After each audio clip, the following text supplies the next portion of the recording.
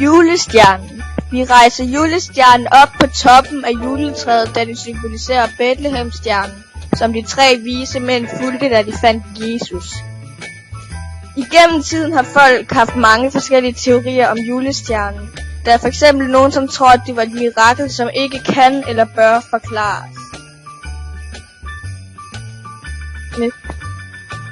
Hvid jul. Hvid jul er, når der er sne på juleaften. Det er mere normalt i nogle lande end i andre. For eksempel så har USA sjældent sne på juleaften, hvorimod der i Canada er meget større chance for hvid jul. Hvis under 90% af landet er dækket af sne, kalder man det for en lokal hvid jul. Der er 7% chance for hvid jul, og 67% af tilfældene er vejret den 24. december gråt og mildt sidst på eftermiddagen. Siden 1900 har Danmark haft 9 hvide jule og 31 lokale hvide jule.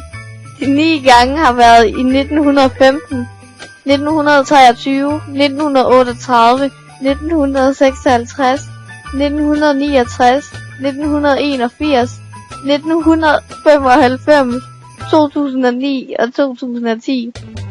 I 2009 og i 2010 oplevede Danmark for første gang vores første hvide jul i træk, siden man begyndte at måle i 1890.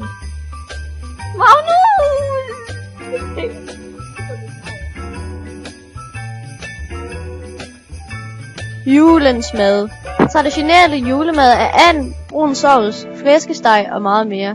Til dessert får man risalamande og kirsebærsauce. Julemandens mad. Man siger, at julemanden spiser småkager og mælk. Derfor stiller man småkager og mælk foran pejsen. Derfor spiser vi risalamande. Vi spiser nok risalamande, fordi at i rigtig gamle dage var grød kogt på ris og mælk noget af det fineste, man kunne lave. For ris skulle jo købes. Dem dyrkede man ikke selv.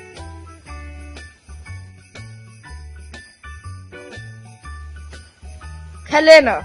En julekalender er et månedssystem, som hjælper os med nedtælling til juleaften.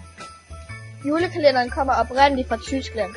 En julekalender er normalt 2 stykker karton med små låger, som gemmer små gaver til hver dag i december op til den 24. Også kendt som juleaften. TV2 og DR udgiver små episoder hver dag i fjernsynet. Episoderne er normalt op til 25 minutter lange. Resterne af DR's penge fra tv-kalenderen går til børn til fattige lande, mens TV2 rester går til julemærkehjem i Danmark.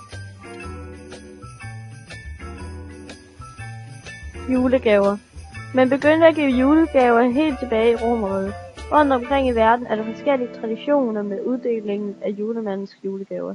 Nogle steder er en i familien klædt ud som julemanden og deler gaverne ud, mens andre bare leger, at julemanden har været der i løbet af natten. De fleste steder, hvor man har tradition for at få besøg af julemanden, sker det dog ved, at han lægger sine gaver i enten sko eller under juletræet i stuen.